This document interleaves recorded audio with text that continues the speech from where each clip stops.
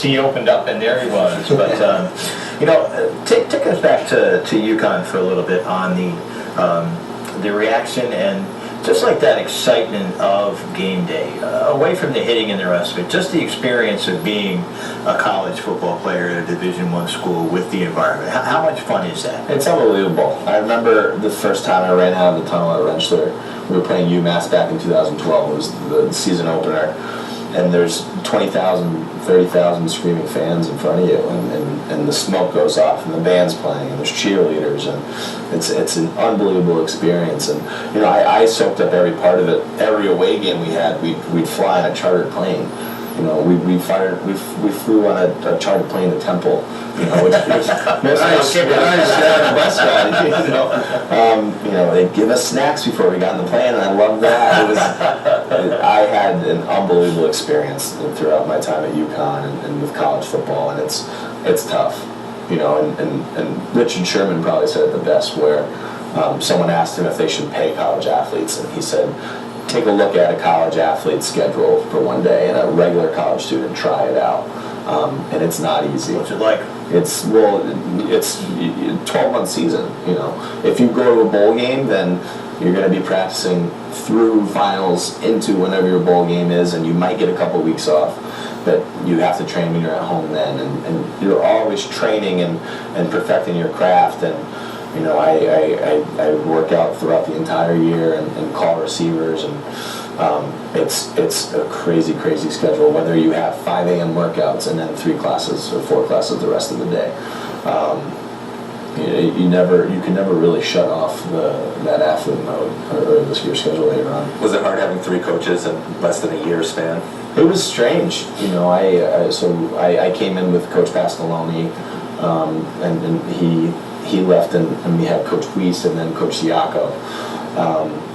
The terminology is all the same.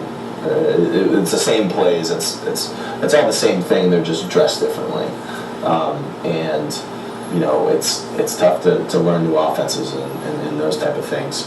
But it's different people to these coaches are your family. They're your father sometimes, and for a lot of kids on our team, they are their actual father. It's a crazy experience to have to. I've always thought, for a coaching change, football has to be the hardest sport to have a coaching change mid-season. Baseball, you can sit in the end of the dugout, make out the lineup card. You guys are all doing the same thing that you've been doing every day, but for a change in the middle of the season, that's going to be incredibly difficult. It is, and we were lucky to have an off week right after we played Buffalo, and Coach Pasqualoni was released, and then we had an off week.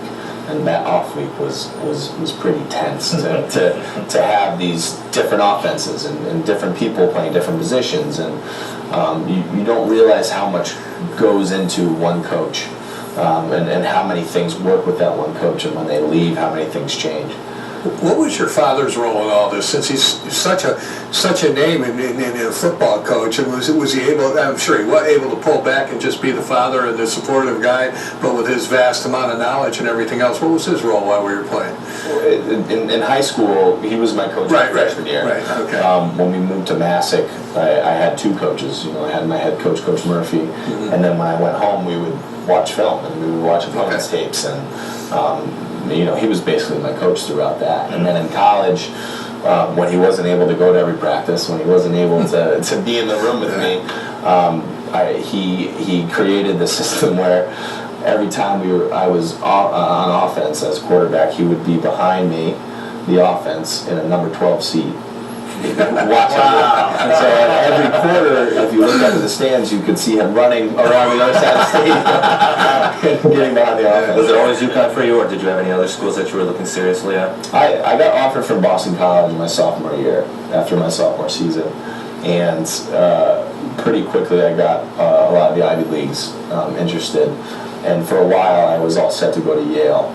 And the Coach Pasqualoni got the job at UConn, and he offered me before my senior season, and pretty quickly I accepted that. And I realized that I didn't want my parents to pay for school.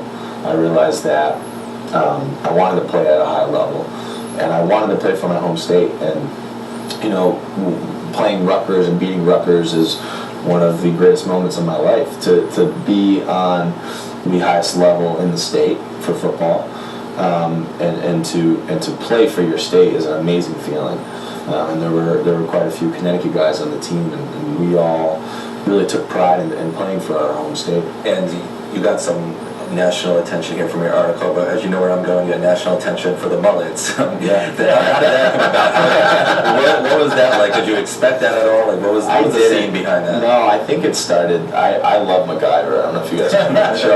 Absolutely. Yeah. Can fix anything. Yeah, so I don't know how I found it when I was a kid. I was probably 7 years old when I started watching it. He had this glorious mullet, and I would just stare at it, and I was in awe of it. Richard Dean Anderson, I think it was. And then I just, for some reason, and I'd be honest to me, I loved mullets and mustaches. So Well, there you go. I finally was able to get some time to grow a mustache and a mullet, and Coach Diaco announced that I was going to be the quarterback that year, and Deadspin and Yahoo Sports and Barstool and all these different sites picked it up, and it blew up, and it turned into a thing, and I wasn't expecting it at all, but I loved it. It was very cool. You know, that same, you'd call it celebrity, where you're known all over the place, you're going to be able to take advantage of that with the mission that you're taking now because of name recognition. No mullet tonight. Maybe you bring the mullet back for certain occasions, who knows. But, I always wanted to ask a quarterback of a D1 school. You're behind center, right? Not even a shotgun, you're behind center. What are you looking for? What are you saying? Call me a play and take me through it. I'll give you our most complicated play call that we had in college, if you want that. No, none of this. It's going to sound like Chinese. Yeah. I thought he was just going to say, oh crap. This not the play's going to work. He makes this. The play starts whether you just ran off the sideline or a play just ended by looking over at the sideline. So if you're a no-huddle team, the 5 linemen get set up in front of you, and you have generally 4 receivers and a running back. So immediately a coach on the sideline signals what the formation is going to be. So everyone starts moving, and the receivers start running into their formation. And at the same time, we start getting a play call. So one play call we had was 0 near, wide yip, kill, 27 boss, red, K136 X-Razor. How often did someone forget what that meant? A lot. We didn't call that very many times. Oh my goodness. So, now I have to go up to the line and tell them what the play is. So I would tell them the pertinent information, so they would hear, they would hear the certain plays I would give them, or the protection, or whatever it was. And then based on what cadence I used, based on the defense I was looking at, was what play we would run. So if I went up to the line, I'd have to point out who the middle linebacker was, and then... Why do people always do that?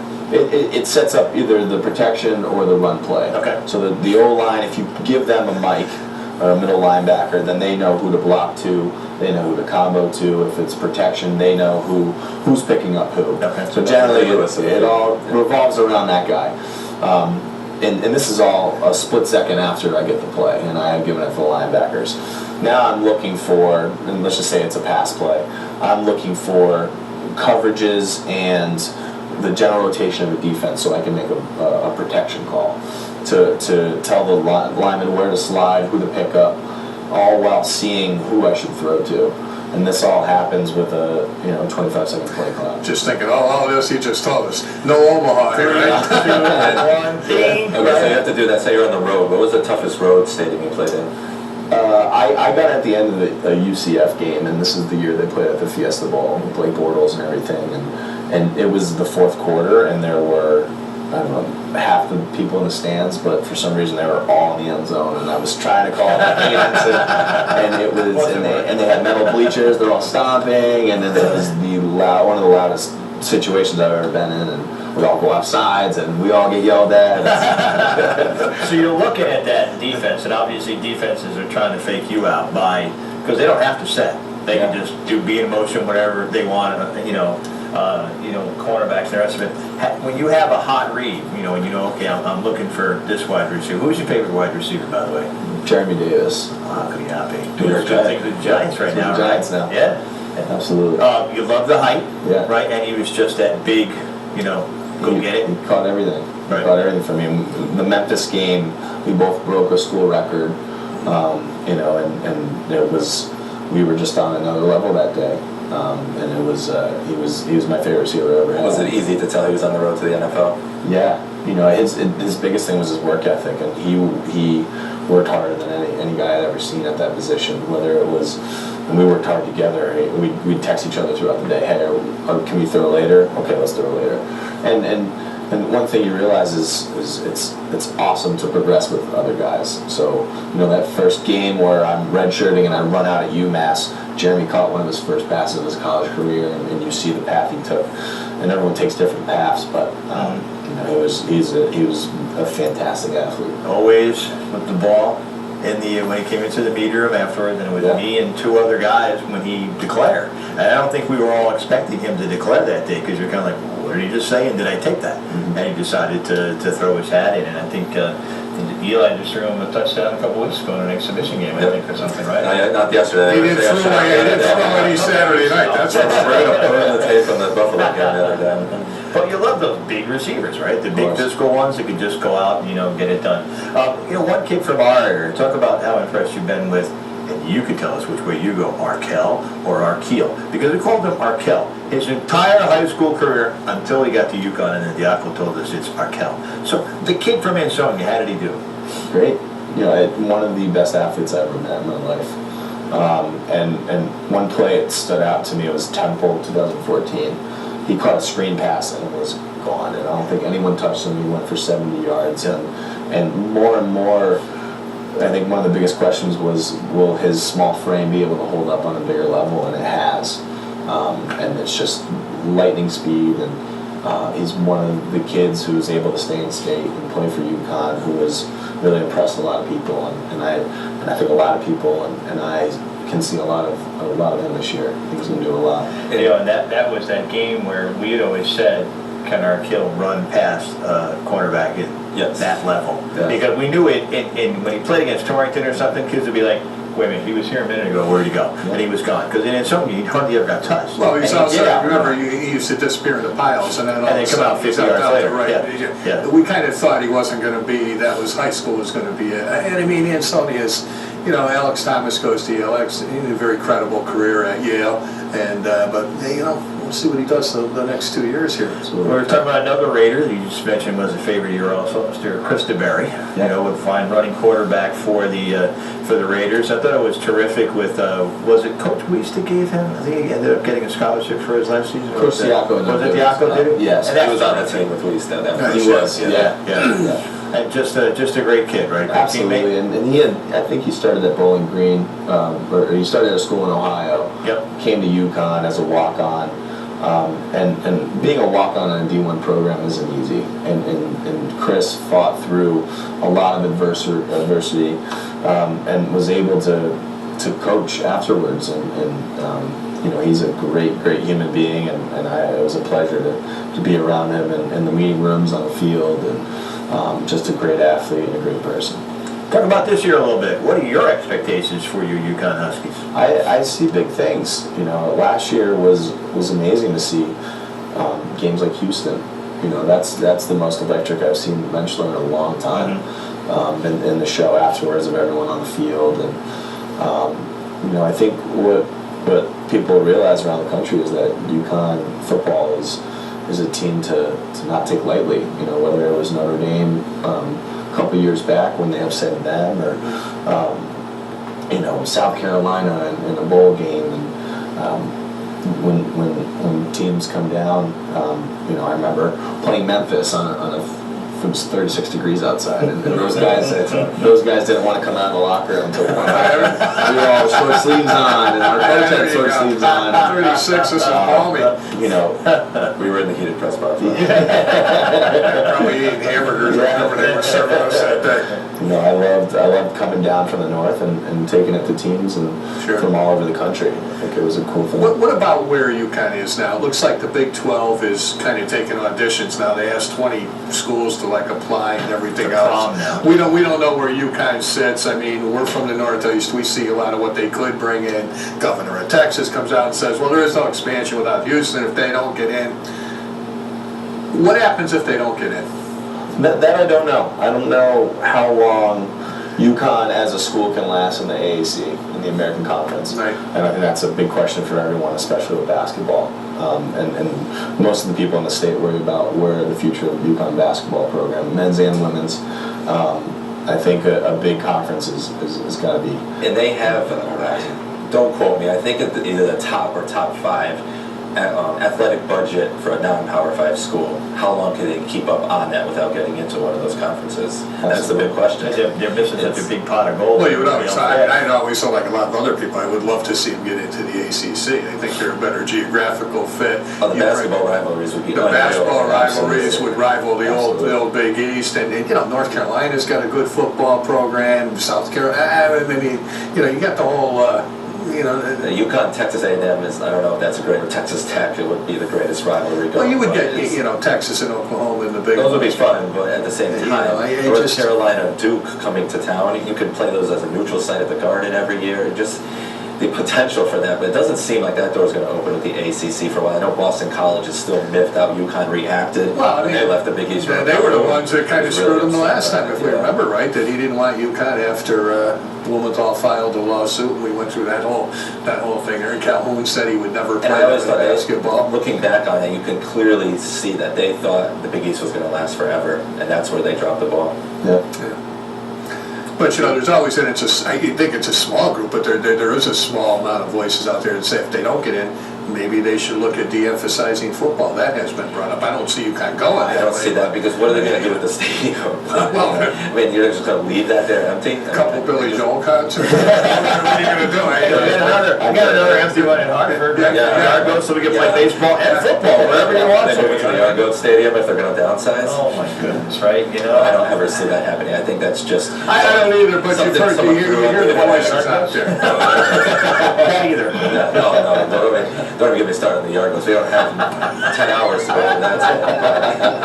No, I mean, I It's think a that. guardrail amongst friends. Come on, open it up. I think the UConn de-emphasizing football is something someone just threw out as a potential. There's no ground to that, I don't think, whatsoever. Well, it is what drives the train, right? I mean, that's the big moneymaker. You were up here from Michigan? Was it I your was. freshman year? I redshirt. It was my second year. What I'm a- sorry, it was my second year. What a nut. It was- That was 42,000 in the building. Well, Tim and I came up, we Wow. watched him get off, then we watched him walk in, and the amount of beef that was getting off that bus was substantial. I mean, And think about that. I mean, that's a game you should have won. It was definitely Yeah. Should have had that deafening Sit game. there, noise. yeah. Yeah. That was And they unbelievable. brought in the extra stands, if you remember it, on Yeah, the front of the that's scoreboard. right. Yeah. Absolutely. You know, the new athletic director, this year, Mr. Benedict, has looked to try to enhance the game time experience. I know, like 2 years ago, they tried the players coming down through the stands, but the unfortunate thing was none of the students came in yet. So y'all were walking down through like 8 guys, who just got lost and ended up in that Parents, yeah. section. Yeah, I can see my kid, There's probably that other tailgate. Yeah. And it is a funny thing. It's almost like Los Angeles a little bit. We always, in the press box, look in the third quarter, and a lot of times there's a lot of taillights taken off already. Yeah. Does that just mean that it needs to just be that kind of system that keeps everybody excited for 4 quarters, and right now it's just not? I think so. I think the peak of UConn football was at the end of Edsel era, and that stadium, how packed it was when they were going for Big East titles, when they were going to bowl games on a consistent basis, and when you have a couple bad seasons, it just throws people away, and I think slowly after that Houston game, there was a little bit more spark and more fans coming back, and it just takes wins, and that's the bottom line. Whether it's coaches keeping their jobs or fans getting in the seats, when the team's winning and the atmosphere is exciting, it's contagious. Do you notice the difference in the vibe in the stadium between a Big East game and AAC? Yeah, I think so. I think whether Big East or Big Ten, when Michigan came in. And people came in droves, and there was almost half Michigan fans. Right, it was. Yeah. Great game. There big games attract a lot of crowds and a lot of people, and to be in a conference where there are a lot of big games would be huge. Well, it is like you end up playing up to your competition at that point, right? Absolutely. I mean, it was funny when Patrick does the men's basketball beat, and Rick and I do the women, and I think in the beginning we thought that UConn was going to dominate the AAC, and it really hasn't happened yet. And is that almost a case of if they were playing a better competition every week, or they might get better? Partially, yes. I also think the travel. I mean, if you think of basketball, football's once a week, so you guys can handle that. But basketball, when they go on that Texas trip and they come home and play a game, then go to East Carolina, then go down to Orlando, then play another home game, and then zigzag all around this place. And a lot of these stadiums, I mean, arenas are half empty. You look at those East Carolina games, Tulsa has nobody in the stands. So between the travel, the lack of energy in the building, and just the lack of rivalries, it can be hard to get up for some of those games, and you've seen that with them. I mean, they've been fine in the AAC. They're say out 18 games, what, they're 12-6, 13-5, 11-1. But they haven't dominated. But they haven't dominated. They haven't had, like, if you look back at the Calhoun era during Ray Allen, they were 16-2 in the Big East with Ray Allen. Same thing with the Richard Hamilton time. So, I mean, I think the travel has a lot to do with it. I think the just the overall atmosphere in the buildings is very low, and even the home games. I mean, you look at a game in conference game against Temple this year at the XL Center. And Temple's not even that far away. Philadelphia's not that long of a trip. There was 11,000 people in the stands. During Richard Hamilton's last season, the smallest crowd at Hartford Civic Center, what it used to be known as, was 15,500. That place holds 16,200. Right. So, I mean, every game it was packed in the building, and I think it's really trickling down from the money that school's making to the lack of atmosphere in the building, and the fans are just they don't feel it. Well, we've seen that steady erosion. You've seen it in the women's game, and they're almost victims of their own success. Gino occasionally has made the comment. They don't fill either Gamble or the other as much as they used to because they're so darn good. By the way, is Shaughnessy crying because the Olympic team was... Yeah, they wanted to, so he's not... I agree. Call him Gino again or Well, with something. the UConn women, I don't think the conference is a big deal in their situation compared to the men. I think the men, it's a big deal. Yeah. Because if you look at them as well, I mean, their 12-6 conference record was an automatic lock for an NCAA tournament for the Big East. Right. The last 3 years, they've been entering league tournaments, fighting for their lives. Absolutely. I mean, we had last year, they went down to Orlando, miraculously won when Jalen Adams hit a half-court shot. And then the year before, at the XL Center, we were there. They got to the final game. They had 16,000 UConn fans there. They were on their fourth day and fourth night, and they just ran out of gas against SMU, and it was right off to the NIT.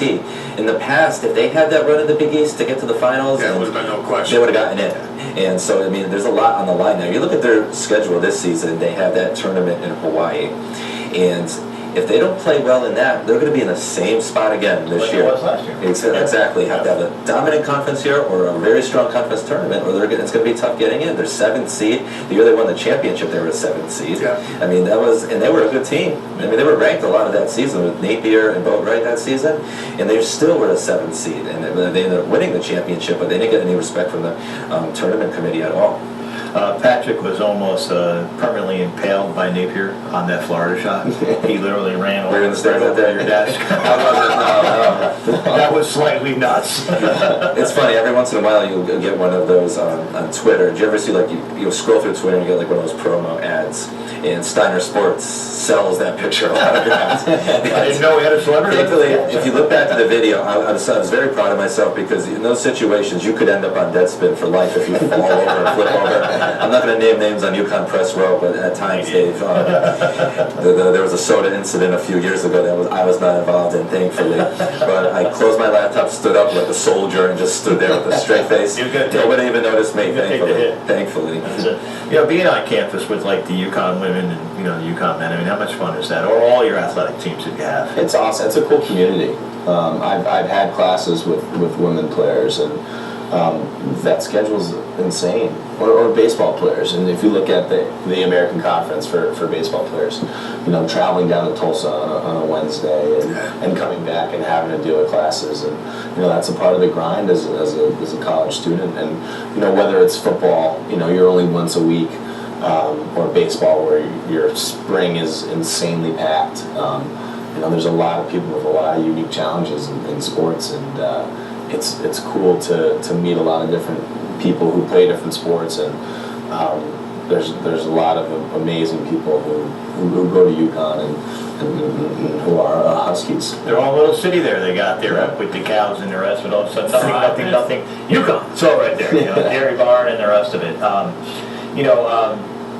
we got like 5 minutes left, so if you had to wrap up what your message would be to any youngsters watching nowadays, what's it going to be? And parents. It's realize how important your head is. Realize how many times we take it for granted, you know, whether it's walking to open a door and realizing how many neurons and parts of your brain are firing just to do that, and it's such a simple process. Realize that, you know, having depression, having anxiety isn't something that you have to hide and be afraid of. There are millions of Americans who deal with it on a day-to-day basis. There are professional athletes, people who we all look up to, who deal with it as well. Athletes aren't exempt from those feelings and from those diseases and sicknesses. And the biggest thing is to realize that almost every hit to the head is a concussion, and that needs to be the definition from now on. It's, you know, it's not a ding to the head, it's not getting your bell rung. Player safety and making sure that every person who plays a sport is healthy in America is our bottom line from now on. To start at that point, we need to realize that, you know, we don't need every athlete for every game. You know, the wins and the championships aren't as important as kids living the rest of their lives healthy and happy, and that's what needs to happen. You know, there's maybe a fraction of kids who play middle school football to go on to high school football, and then 1% of them will play in college, 1% of them will play in the NFL. So if we take that 6 million and break it down to those fractions of people who go to the NFL, we need to be realistic in saying that not every kid's going to go to the NFL, but every kid should be healthy and okay for the rest of their lives. Couldn't have said it any better. Yeah, and I'm struck by the fact, again, the point that I think you're doing a good job with is that it's more than just a physical injury, because I don't think a lot of people necessarily associate the depression and some of the other things you've talked about tonight that go along with that they realize that that's excuse me, part of the game. So, you know, education for all of us, I think. Absolutely. Yeah. Good job, young man. Good job. Another good job we got to say is Patrick is a huge Yankee fan, a Giant fan. It's all about that. You ran a 5K the other day. That's not a marathon. Dude, you ran a 5K. It's something. And I did run the marathon. Yeah, it was so. Just to give you a little background, my brother's been bothering me for a couple of years to run one of these with him. So about a month or so ago, we ran the charity race in Plainville for Dr. Pettit. For those who don't know him, his family was the one of the Cheshire home invasions a couple of years ago, and they run a great charity. So we ran that, and it was a lot of fun. I mean, it's a party atmosphere. You're raising money, and it was a good, just a great day all around. So we decided to run the one at Yankee Stadium yesterday. That was for cancer research. So it was a good time. Inside or outside? It's both. Okay. So basically, for those that have been to the new Yankee Stadium, it's huge on the inside, huge concourses. So you run a couple laps in the first concourse, then you go downstairs, go onto the field, run 2 laps around the warning track, which is quite a scenery. Nice. You enter from center field. Did you go back to practice once, Con? Maybe at the old stadium. This is not at the new stadium. So anyway, we run the 2 laps on the field, and we go back in the stands, straight up to the upper deck through the stairs. Ooh. Run a couple laps there, down, and then back up to the upper deck again. Oh, that's fun. Run a couple down. But they have a couple ramps, so that's when you got to pick and choose your spots when you got to pick up the energy. But all in all, it was a good time. So highly recommend it. Excellent. He's doing the Winsfield Hills Road Race with me next year. I'm impressed. Are you back on that? Are you back running again? Are you claiming you're going to run again? 45 seconds. I have been challenged by a couple of good friends, and I also asked our friend Rod Dixon what's the longest time it ever took, and he said he started Saturday, so I might do that for a Sunday race. We got about 15 seconds left. Casey Cochran, thank you so much for coming down today. It's been a real pleasure. Mr. Wilson, Mr. Tissick, a pleasure. We will see everybody in a couple of weeks. Yeah. Be safe out there. Good luck in school. Sorry about that.